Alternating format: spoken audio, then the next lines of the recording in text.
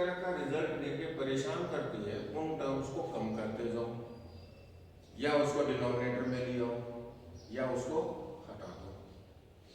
यही तो कोशिश रहती है।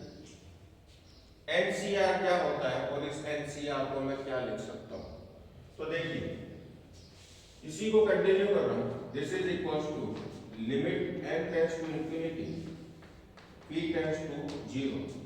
एनसीआर का मतलब हो गया factorial n factorial r factorial n minus r pr n qn minus r।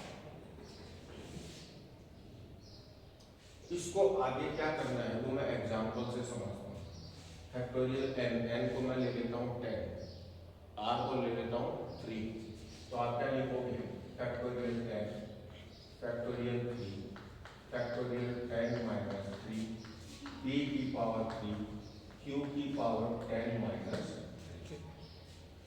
Factorial 10 को अगर मैं खोलता हूँ तो कितना खोलूंगा? 10 माइनस 1 10 माइनस 2, तो पीछे क्या बचा?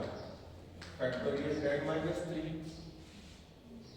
है ना, upon factorial 3 factorial 10 minus 3 p की पावर 3 q 10 माइनस 3।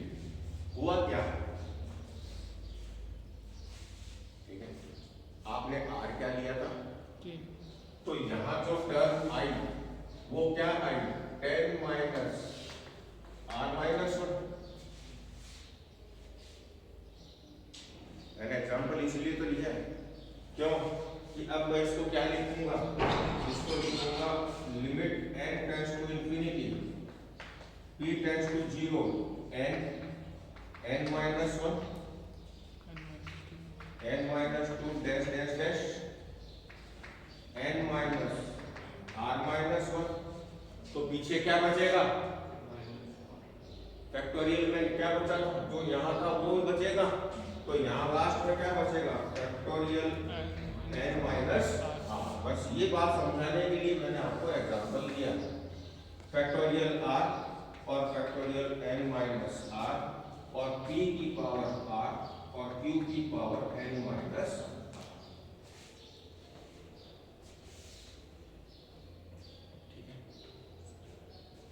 इसमें और इसमें कोई अंतर है?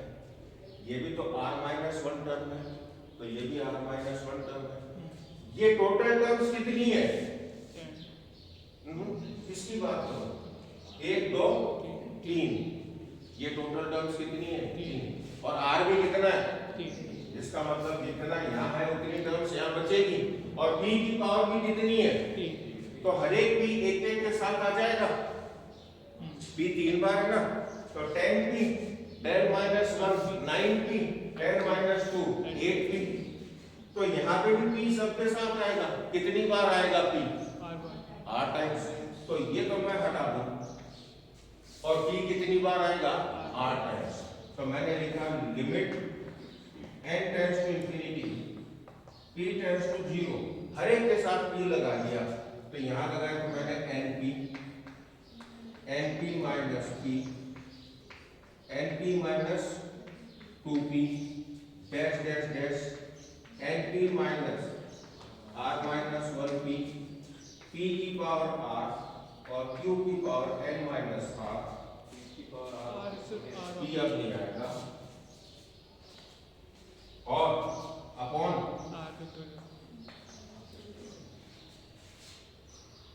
ठीक है। चल क्या रहा है? बाइनोमियल। बाइनोमियल डिस्ट्रीब्यूशन में np को आपने क्या कहा है? मीन। इस मीन के लिए हम क्या लिख लें? np is equals to what? m। np is equals to what? Now this n is basically mean for binomial and this is a new parameter for Poisson। तो मैं np की जगह को m लिख दूंगा। तो m कितनी बार? r बार। p की लिमिट लगा दूं, यहां नहीं लगाऊंगा, कहां लगाऊंगा?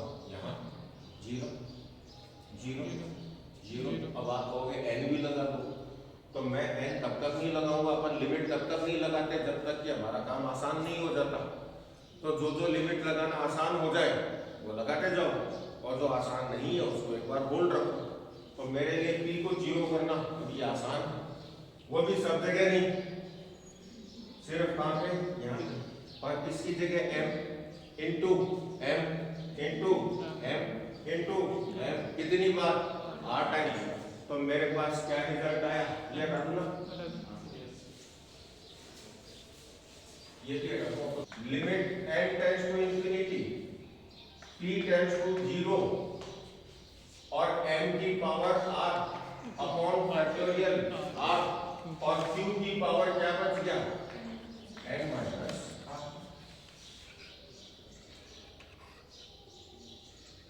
अब अपना इतना बड़ा रिजल्ट इतना सा हो गया। अब लिमिट लगा रहा हूं तो भी परेशान कर रहा है। दूसरा मेरे पास लिमिट e में है और यहाँ क्या है, q, ये भी परेशान करेगा। तो क्या मैं q को p में कन्वर्ट कर सकता हूँ? तो इसको मैं आसानी से कर सकता हूँ। तो this is limit n tends to infinity, p tends to 0, n की power r factorial r 1 minus p की पावर n माइनस r। अभी तक रखने वाली कोई भी चीज नहीं है। इसी को क्या लिख सकता हूं, क्या करूं,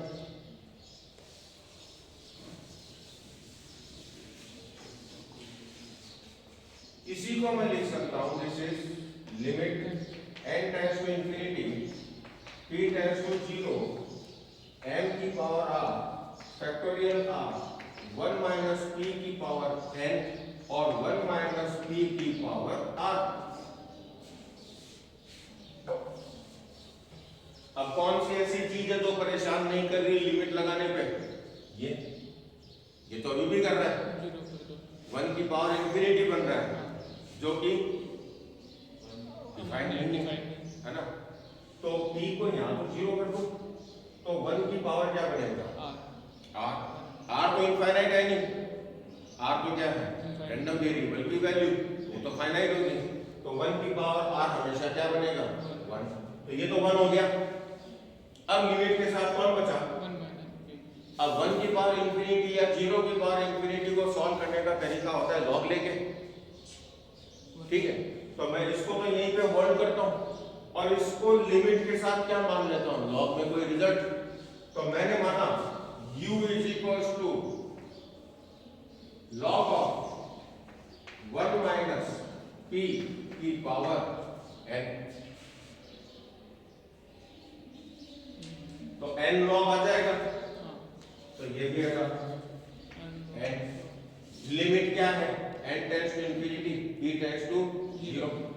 जब बाहर n है और यहाँ p है तो n और p सॉल्व नहीं होगा, क्योंकि जब मैं लॉग की सीरीज खोलूंगा तो वो आएगा माइनस का p minus p square by 2 minus p cube by 3। तो p n के साथ कैसे सॉल्व होगा, तो p को मैं क्या लिख सकता हूँ, m बाई n, तभी तो सॉल्व होगा। तो मैंने इसका सीरीज एक्सपेंड किया और लिमिट लगाया, limit n tends to infinity, p tends to 0, n log 1 minus m by n।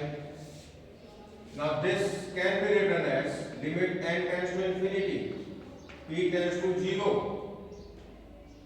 n into log की सीरीज, तो माइनस का m by n minus m square upon 2 n square minus and so on.